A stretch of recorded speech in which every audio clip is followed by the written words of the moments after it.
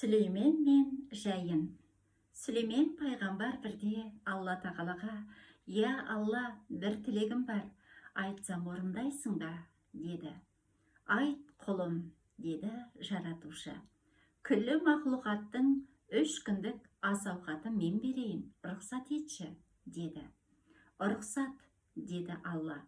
Сүлеймен дию перлерді жинап алып, таудан 3 қазан қазыңдар да, біріншісін жеміс жидекпен, екіншісін тағамдармен, үшіншісін сусындармен толтырыңдар, деді.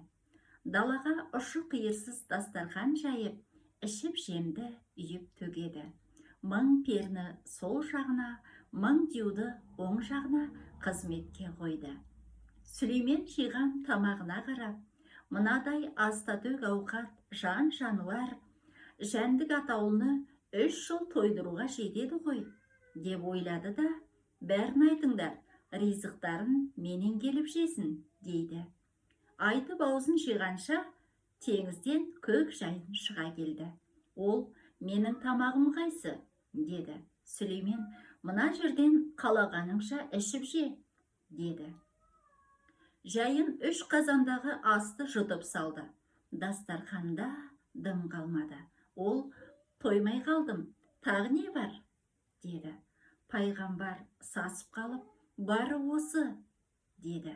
Сонда Жайын: «Менің әлі әке-шешем, бауырларым бар. Олар не жейді? Тамақ тауып бере алмасаң, Құдайдың ісіне араласып нең бар?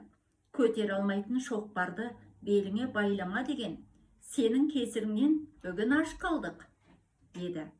Сүлеймен өзінің орынсыз тілегі үшін Алладан кешірім сұрап, тойымдықты тек Тәңір берсін деген екен.